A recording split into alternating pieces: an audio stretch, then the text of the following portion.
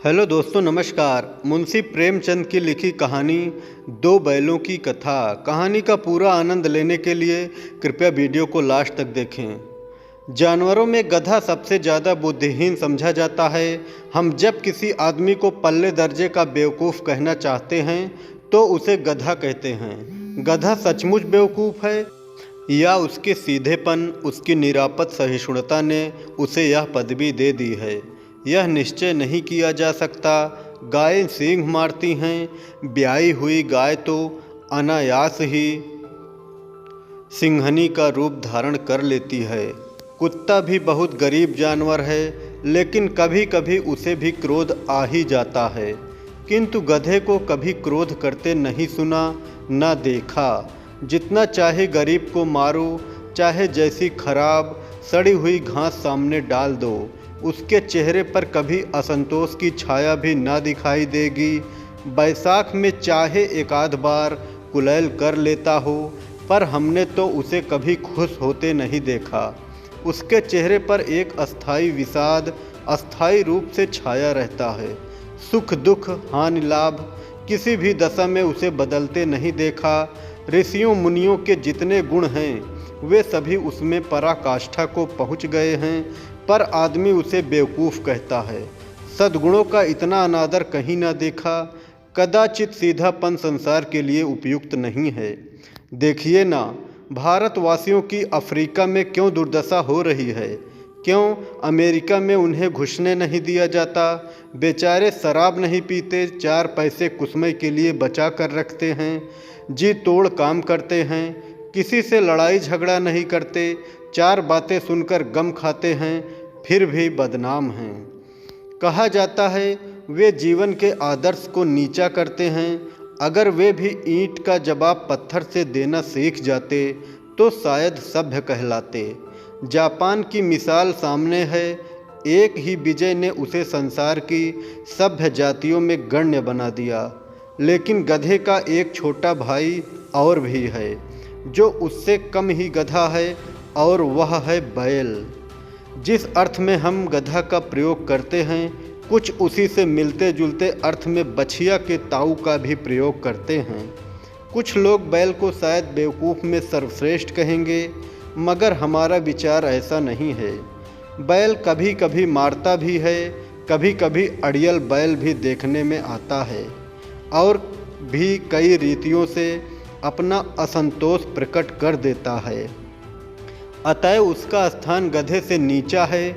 झूरी काछी के दोनों बैलों के नाम थे हीरा और मोती। दोनों पछाई जात के थे, देखने में सुंदर, काम में चौकस, डील में ऊंचे।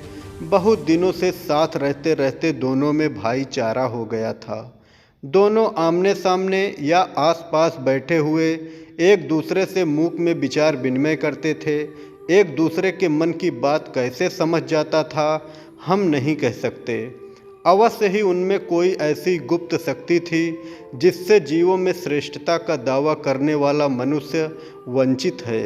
दोनों एक दूसरे को चाट कर और सूंघ कर अपना प्रेम प्रकट करते। कभी कभी दोनों सींग भी मिला लिया करते थे, विग्रह के नाते से नहीं, केवल विनोद के भाव से, आत्मीयता के भाव से। जैसे दोस्तों में घनिष्ठता होते ही धौल धप्पा होने लगता है, इसके बिना दोस्ती कुछ फुसफुसी, कुछ हल्की सी रहती है, जिस पर ज़्यादा विश्वास नहीं किया जा सकता।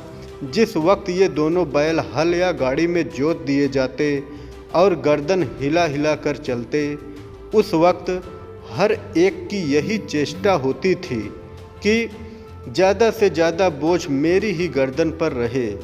दिन भर के बाद दोपहर या संध्या को दोनों खुलते तो एक दूसरे को चाट चूट कर अपनी थकान मिटा लेते। नाद में खली भूसा पड़ जाने के बाद दोनों साथ उठते, साथ नाद में मुंह डालते और साथ ही बैठते थे। एक मुंह हटा लेता तो दूसरा भी हटा लेता था। संयोग की बात है, झूरी ने एक बार गोई को ससुराल भेज दिया। बैलों को क्या मालूम वे क्यों भेजे जा रहे हैं। समझे मालिक ने हमें बेच दिया। अपना या बेचा जाना इन्हें अच्छा लगा या बुरा, कौन जाने पर झूरी के साले गया को घर तक गोई ले जाने में दांतों पसीना आ गया। पीछे से हाँकता तो दोनों दाएं बाएं भागते, पगहिया पकड़कर आगे से खींचता तो दोनों पीछे को जोर लगाते, मारता तो दोनों सींग नीचे करके हुंकारते। अगर ईश्वर ने उन्हें वाणी दी होती तो झूरी से पूछते, तुम हम गरीबों को क्यों निकाल रहे हो? हमने तो तुम्हारी सेवा करने में कोई कसर नहीं उठा रखी। अगर इतनी मेहनत से काम ना चलता था और काम ले लेते, हमें तो तुम्हारी चाकरी में मर जाना कबूल था। हमने कभी दाने चारे की शिकायत नहीं की, तुमने जो कुछ खिलाया वह सिर झुकाकर खा लिया। फिर तुमने हमें इस जालिम के हाथों क्यों बेच दिया? संध्या समय दोनों बैल अपने नए स्थान पर पहुँचे। दिन के भूखे थे, लेकिन जब नाद में लगाए गए तो एक ने भी उसमें मुंह ना डाला। दिल भारी हो रहा था। जिसे उन्होंने अपना घर समझ रखा था वह आज उनसे छूट गया था। यह नया घर, नया गांव, नए आदमी उन्हें बेगाने से लगते थे। दोनों ने अपनी मूक भाषा में सलाह की, एक दूसरे को कनखियों से देखा और लेट गए। जब गांव में सोता पड़ गया तो दोनों ने जोर मारकर पगहे तुड़ा डाले और घर की तरफ चल पड़े। पगहे बहुत मजबूत थे, अनुमान न हो सकता था कि कोई बैल उन्हें तोड़ सकेगा, पर इन दोनों में इस समय दूनी शक्ति आ गई थी। एक एक झटके में रस्सियां टूट गई। झूरी प्रातः सोकर उठा तो देखा कि दोनों बैल चरनी पर खड़े हैं। दोनों ही गर्दन में आधा आधा गराव लटक रहा है, घुटनों तक पांव कीचड़ से भरे हैं और दोनों की आंखों में विद्रोह में स्नेह झलक रहा है। झूरी बैलों को देखकर स्नेह से गदगद हो गया, दौड़कर उन्हें गले लगा लिया। प्रेमालिंगन और चुंबन का वह दृश्य बड़ा ही मनोहर था। घर और गांव के लड़के जमा हो गए और तालियां बजा बजा कर उनका स्वागत करने लगे। गांव के इतिहास में यह घटना अभूतपूर्व न होने पर भी महत्वपूर्ण थी। ये बाल सभा ने निश्चय किया, दोनों पशुवीरों को अभिनंदन पत्र देना चाहिए। कोई अपने घर से रोटियां लाया, कोई गुड़, कोई चोकर, कोई भूसी। एक बालक ने कहा, ऐसे बैल किसी के पास न होंगे। दूसरे ने समर्थन किया, इतनी दूर से दोनों अकेले चले आए। तीसरा बोला, बैल नहीं हैं वे, उस जन्म के आदमी हैं। इसका प्रतिवाद करने का किसी को साहस ना हुआ। झूरी की स्त्री ने बैलों को द्वार पर देखा तो जल उठी, बोली, कैसे नमक हराम बैल हैं कि एक दिन वहाँ काम ना किया, भाग खड़े हुए। झूरी अपने बैलों पर यह आक्षेप न सुन सका। नमक हराम क्यों? चारा दाना ना दिया होगा तो क्या करते? स्त्री ने रौब से कहा, बस तुम ही तो बैलों को खिलाना जानते हो, और तो सभी पानी पिला पिला कर रखते हैं। झूरी ने चिढ़ाया, चारा मिलता तो क्यों भागते? स्त्री चिढ़ी, भागे इसलिए कि वे लोग तुम जैसे बुद्धुओं की तरह बैलों को सहलाते नहीं, खिलाते हैं तो रगड़ कर जोतते भी हैं। ये दोनों ठहरे कामचोर भाग निकले। अब देखूं कहाँ से खली और चोकर मिलता है। सूखे भूसे के सिवा कुछ नहीं दूंगी, खाएं चाहे मरें। वही हुआ। मजूर को बड़ी ताकीद कर दी गई कि बैलों को खाली सूखा भूसा दिया जाए। बैलों ने नाद में मुंह डाला तो फीका फीका, ना कोई चिकनाहट ना कोई रस। क्या खाएं? आशा भरी आंखों से द्वार की ओर ताकने लगे। झूरी ने मजूर से कहा, थोड़ी सी खली क्यों नहीं डाल देता बे? मालकिन मुझे मार ही डालेंगी। ना दादा, पीछे से तुम भी इन्हीं की सी कहोगे। दूसरे दिन झूरी का साला फिर आया और बैलों को ले चला। अब की उसने दोनों को गाड़ी में जोता। 2-4 बार मोती ने गाड़ी में सड़क की खाई में गिराना चाहा, पर हीरा ने संभाल लिया। वह ज़्यादा सहनशील था। संध्या समय घर पहुंचकर उसने दोनों को मोटी रस्सियों से बांधा और कल की शरारत का मज़ा चखाया। फिर वही सूखा भूसा डाल दिया। अपने दोनों बैलों को खली चूनी सब कुछ दी। दोनों बैलों का ऐसा अपमान कभी ना हुआ था। झूरी इन्हें फूल की छड़ी से भी न छूता था। उसकी टिटकार पर दोनों उड़ने लगते थे। यहाँ मार पड़ी आहत सम्मान की व्यथा तो थी ही, उस पर मिला सूखा भूसा। नाद की तरफ आंखें तक न उठाई। दूसरे दिन गया ने बैलों को हल में जोता, पर इन दोनों ने जैसे पाँव न उठाने की कसम खा ली थी। वह मारते मारते थक गया, पर दोनों ने पाँव न उठाया। एक बार जब उस निर्दयी ने हीरा की नाक में खूब डंडे जमाए तो मोती का गुस्सा काबू के बाहर हो गया। हल लेकर भागा। हल, रस्सी, जुआ, जोत सब टूटकर बराबर हो गया। गले में बड़ी बड़ी रस्सियां ना होती तो दोनों पकड़ाई में ना आते। हीरा ने मूक भाषा में कहा, भागना व्यर्थ है। मोती ने उत्तर दिया, तुम्हारी तो इसने जान ही ले ली थी, अब की बड़ी मार पड़ेगी। पड़ने दो, बैल का जन्म लिया है तो मार से कहाँ तक बचेंगे। गया 2 आदमियों के साथ दौड़ा आ रहा है, दोनों के हाथों में लाठियां हैं। मोती बोला, कहो तो दिखा दूं कुछ मजा मैं भी। लाठी लेकर आ रहा है। हीरा ने समझाया, नहीं भाई, खड़े हो जाओ, मुझे मारेगा तो मैं भी 1-2 को गिरा दूंगा। नहीं, हमारी जात का यह धर्म नहीं है। मोती दिल में ऐंठ कर रह गया। गया आ पहुंचा और दोनों को पकड़कर ले चला। कुशल हुई कि उसने इस वक्त मारपीट न की, नहीं तो मोती भी पलट पड़ता। उसके तेवर देखकर गया और उसके सहायक समझ गए कि इस वक्त टाल जाना ही मसलत है। आज दोनों के सामने फिर वही सूखा भूसा लाया गया। दोनों चुपचाप खड़े रहे। घर के लोग भोजन करने लगे। उस वक्त छोटी सी लड़की 2 रोटियां लेकर निकली और दोनों के मुंह में देकर चली गई। उस एक रोटी से इनकी भूख तो क्या शांत होती, पर दोनों के हृदय को मानो भोजन मिल गया। यहाँ भी किसी सज्जन का बास है। लड़की भैरों की थी। उसकी माँ मर चुकी थी। सौतेली माँ मारती रहती थी, इसलिए इन बैलों से उसे एक प्रकार की आत्मीयता हो गई थी। दोनों दिन भर जोते जाते, डंडे खाते, अड़ते, शाम को थान पर बांध दिए जाते और रात को वही बालिका उन्हें 2 रोटियां खिला जाती। प्रेम के इस प्रसाद की यह बरकत थी कि 2-2 गाल सूखा भूसा खाकर भी दोनों दुर्बल ना होते थे। मगर दोनों की आंखों में रोम रोम में विद्रोह भरा हुआ था। एक दिन मोती ने मूक भाषा में कहा, अब तो सहा नहीं जाता हीरा, क्या करना चाहते हो? एकाध को सींग पर उठाकर फेंक दूंगा, लेकिन जानते हो वह प्यारी लड़की जो हमें रोटियां खिलाती है उसी की लड़की है जो इस घर का मालिक है। यह बेचारी अनाथ हो जाएगी तो मालकिन को न फेंक दूं? वही तो उस लड़की को मारती है। लेकिन औरत जात पर सींग चलाना मना है, यह भूल जाते हो? तुम तो किसी तरह निकलते ही नहीं देते। बताओ, तुड़ाकर भाग चलें? हाँ, यह मैं स्वीकार करता, लेकिन इतनी मोटी रस्सी टूटेगी कैसे? इसका उपाय है। पहले रस्सी को थोड़ा सा चबा लो, फिर एक झटके में जाती है। रात को जब बालिका रोटियां खिलाकर चली गई, दोनों रस्सियां चबाने लगे, पर मोटी रस्सी मुंह में ना आती थी। बेचारे बार बार जोर लगा कर रह जाते थे।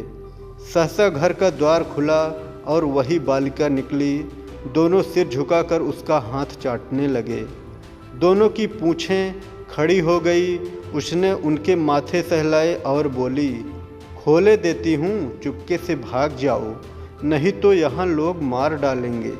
आज घर में सलाह हो रही है कि इनकी नाकों में नाथ डाल दी जाए। उसने गराव खोल दिया, पर दोनों चुपचाप खड़े रहे।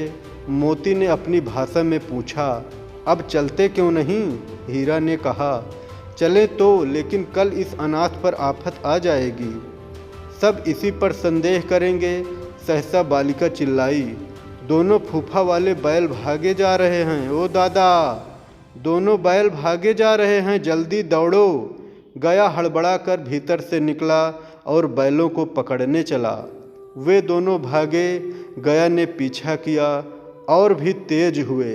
गया ने शोर मचाया, फिर गांव के कुछ आदमियों को भी साथ लेने के लिए लौटा।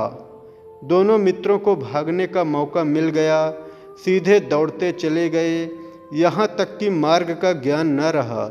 जिस परिचित मार्ग से आए थे उसका यहाँ पता न था। नए नए गांव मिलने लगे। तब दोनों एक खेत के किनारे खड़े होकर सोचने लगे, अब क्या करना चाहिए। हीरा ने कहा, मालूम होता है राह भूल गए। तुम भी बेतहाशा भागे, वहीं उसे मार गिराना था। उसे मार गिराते तो दुनिया क्या कहती। वह अपना धर्म छोड़ दें, लेकिन हम अपना धर्म क्यों छोड़ें। दोनों भूख से व्याकुल हो रहे थे। खेत में मटर खड़ी थी, चरने लगे।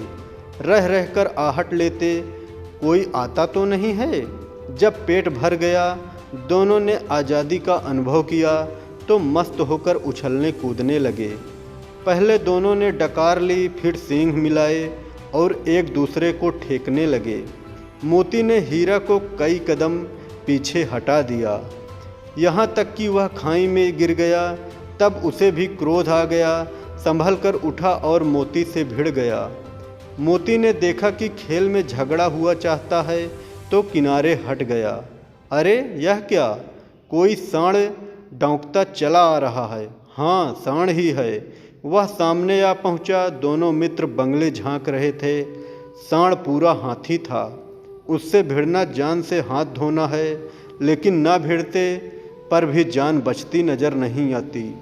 इन्हीं की तरफ आ रहा था। कितनी भयंकर सूरत है। मोती ने मूक भाषा में कहा, बुरे फंसे जान बचेगी। कोई उपाय सोचो, हीरा ने चिंतित स्वर में कहा। अपने घमंड में फूला हुआ आरजू विनती ना सुनेगा। भाग क्यों ना चलें। भागना कायरता है तो फिर यहीं मरो। बंदा तो 9 2 11 होता है, और जो दौड़ाए तो फिर कोई उपाय सोचो। जल्द उपाय यह है कि उस पर दोनों जने एक साथ चोट करें। मैं आगे से रंगेदता हूँ, तुम पीछे से रंगेदो। दोहरी मार पड़ेगी तो भाग खड़ा होगा। मेरी ओर झपटे, तुम बगल से उसके पेट में सींग घुसेड़ देना। जान जोखिम में है पर दूसरा उपाय नहीं। दोनों मित्र जान हथेली पर लेकर, सांड को भी संगठित शत्रुओं से लड़ने का तजुर्बा न था। वह तो एक शत्रु से मल्ल युद्ध करने का आदी था। ज्यों ही मार हीरा पर झपटा, मोती ने पीछे से दौड़ाया। सांड उसकी तरफ मुड़ा तो हीरा ने रंगेदा। सांड चाहता था कि एक एक करके दोनों को गिरा लें, पर ये दोनों भी उस्ताद थे, उसे वह अवसर न देते थे। एक बार सांड झुंडलाकर हीरा का अंत कर देने के लिए चला कि मोती ने बगल से आकर उसके पेट में सींग भोंक दिया। सांड क्रोध में आकर पीछे फिरा तो हीरा ने दूसरे पहलू से सींग चुभो दिया। आखिर बेचारा जख्मी होकर भागा और दोनों मित्रों ने दूर तक उसका पीछा किया, यहाँ तक कि सांड बेदम होकर गिर पड़ा। तब दोनों ने उसे छोड़ दिया। दोनों मित्र जीत के नशे में झूमते चले जाते थे। मोती ने सांकेतिक भाषा में कहा, मेरा जी चाहता था कि बचा को मार ही डालूं। हीरा ने तिरस्कार किया, गिरे हुए बैरी पर सींग न चलाना चाहिए। यह सब ढोंग है। बैरी को ऐसा मारना चाहिए कि फिर ना उठे। अब घर कैसे पहुँचोगे वह सोचो। पहले कुछ खा लें तो सोचें। सामने मटर का खेत था। मोती उसमें घुस गया। हीरा मना करता रहा पर उसने एक न सुनी। अभी 2 ही 4 ग्रास खाए थे कि आदमी लाठियां लिए दौड़ पड़े और दोनों मित्र को घेर लिया। हीरा तो मेड़ पर था, निकल गया। मोती सींचे हुए खेत में था। उसके खुर कीचड़ में धंसने लगे, ना भाग सका। पकड़ लिया। हीरा ने देखा सगी संकट में है तो लौट पड़ा। फंसेंगे तो दोनों फंसेंगे। रखवालों ने उसे भी पकड़ लिया। प्रातःकाल दोनों मित्र कांजी हाउस में बंद कर दिए गए। दोनों मित्रों को जीवन में पहली बार ऐसा सबीका पड़ा था कि सारा दिन बीत गया और खाने को एक तिनका भी ना मिला। समझ में ना आता था यह कैसा स्वामी है, इससे तो गया फिर भी अच्छा था। यहाँ कई भैंसें थी, कई बकरियाँ, कई घोड़े, कई गधे, पर किसी के सामने चारा न था। सब जमीन पर मुर्दों की तरह पड़े थे। कई तो इतने कमज़ोर हो गए थे कि खड़े भी ना हो सकते थे। सारा दिन मित्र फाटक की ओर टकटकी लगाए रहते, पर कोई चारा ना लेकर आता दिखाई दिया। तब दोनों ने दीवार की नमकीन मिट्टी चाटनी शुरू की, पर इससे क्या तृप्ति होती। रात को भी जब कुछ भोजन ना मिला तो हीरा के दिल में विद्रोह की ज्वाला दहक उठी। मोती से बोला, अब नहीं रहा जाता मोती। मोती ने सिर लटकाए हुए जवाब दिया, मुझे तो मालूम होता है कि प्राण निकल रहे हैं। आओ दीवार तोड़ डालें, मुझसे तो अब कुछ नहीं होगा। बस इसी बूथ पर अकड़ते थे। सारी अकड़ निकल गई। बाड़े की दीवार कच्ची थी, हीरा मजबूत तो था ही। अपने नुकीले सींग दीवार में गड़ा दिए और जोर मारा तो मिट्टी का एक चिप्पड़ निकल आया। फिर तो उसका साहस बढ़ा। उसने दौड़ दौड़ाकर दीवार पर चोटें की और हर चोट में थोड़ी थोड़ी मिट्टी गिराने लगा। उसी समय कांजी हाउस का चौकीदार लालटेन लेकर जानवरों की हाजिरी लेने आ निकला। हीरा का उदंडपन देखकर उसे कई दंडे रसीद किए और मोटी सी रस्सी से बांध दिया। मोती ने पड़े पड़े कहा, आखिर मार खाई, क्या मिला?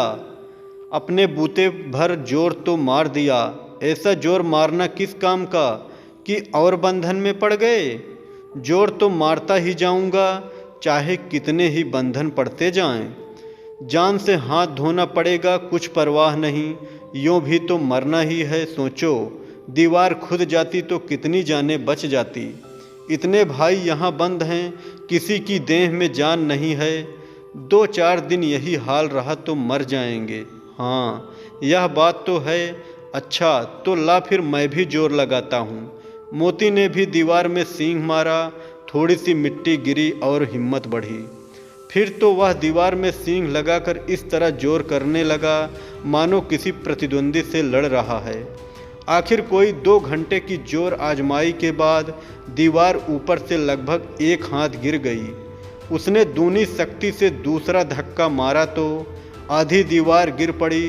दीवार का गिरना था कि अधमरे से पड़े हुए सभी जानवर चेत उठे। तीनों घोड़ियां सरपट भाग निकली।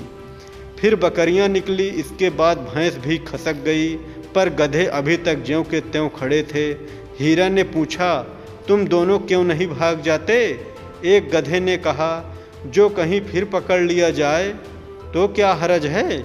अभी तो भागने का अवसर है, हमें तो डर लगता है हम यहीं पड़े रहेंगे। आधी रात से ऊपर जा चुकी थी। दोनों गधे अभी तक खड़े सोच रहे थे कि भागें या ना भागें। और मोती अपने मित्र की रस्सी तोड़ने में लगा हुआ था। जब वह हार गया तो हीरा ने कहा, तुम जाओ, मुझे यहीं पड़ा रहने दो, शायद कहीं भेंट हो जाए। मोती ने आंखों में आंसू लाकर कहा, तुम मुझे इतना स्वार्थी समझते हो? हीरा, हम तुम इतने दिनों एक साथ रहे हैं, आज तुम विपत्ति में पड़ गए हो तो मैं तुम्हें छोड़कर अलग हो जाऊं? हीरा ने कहा, बहुत मार पड़ेगी, लोग समझ जाएंगे यह तुम्हारी शरारत है। मोती ने गर्व से बोला, जिस अपराध के लिए तुम्हारे गले में बंधना पड़ा उसके लिए अगर मुझे मार पड़े तो क्या चिंता। इतना तो हो ही गया कि 9-10 प्राणियों की जान बच गई, वे सब तो आशीर्वाद देंगे। यह कहते हुए मोती ने दोनों गधों को सींगों से मार मार कर बाड़े से बाहर निकाला और तब अपने बंधु के पास आकर सो रहा। भोर होते ही मुंशी और चौकीदार तथा अन्य कर्मचारियों में कैसी खलबली मची, इसके लिखने की ज़रूरत नहीं। बस इतना ही काफ़ी है कि मोती की खूब मरम्मत हुई और उसे भी मोटी रस्सी से बांध दिया गया। 1 सप्ताह तक दोनों मित्र वहाँ बंधे पड़े रहे। किसी ने चोर का एक तृण भी न डाला। हाँ, एक बार पानी दिखा दिया जाता था, यही उनका आधार था। दोनों इतने दुर्बल हो गए थे कि उठा तक नहीं जाता था। ठठरियाँ निकल आई थी। एक दिन बाड़े के सामने डुग्गी बजने लगी और दोपहर होते होते वहाँ 50-60 आदमी जमा हो गए। तब दोनों मित्र निकाले गए और लोग आकर उनकी सूरत देखते और मन फीका करके चले जाते। ऐसे मृतक बैल को कौन खरीददार होता।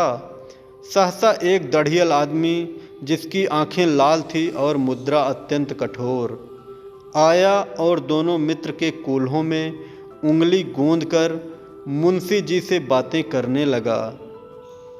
चेहरा देखकर अंतर्ज्ञान से दोनों मित्रों का दिल कांप उठे। वह क्यों है और क्यों टटोल रहा है, इस विषय में उन्हें कोई संदेह न हुआ। दोनों ने एक दूसरे के भीत नेत्रों से देखा और सिर झुका लिया। हीरा ने कहा, गया के घर से नाहक भागे, अब तो जान ना बचेगी। मोती ने अश्रद्धा के भाव से उत्तर दिया, कहते हैं भगवान सबके ऊपर दया करते हैं, उन्हें हमारे ऊपर दया क्यों नहीं आती। भगवान के लिए हमारा जीना मरना दोनों बराबर है। चलो अच्छा ही है, कुछ दिन उसके पास तो रहेंगे। एक बार उस भगवान ने उस लड़की के रूप में हमें बचाया था, क्या अब न बचाएंगे। यह आदमी छुरी चलाएगा, देख लेना। तो क्या चिंता है, मांस, खाल, सींग, हड्डी सब किसी के काम आ जाएगा। नीलाम हो जाने के बाद दोनों मित्र उस दड़ियल के साथ चले। दोनों की बोटी बोटी कांप रही थी, बेचारे पांव तक ना उठा सकते थे, पर भय के मारे गिरते पड़ते भागे जाते थे, क्योंकि वह जरा भी चाल धीमी हो जाने पर डंडा जमा देता था। राह में गाय बैलों का एक रेवड़ हरे भरे हार में चरता नजर आया।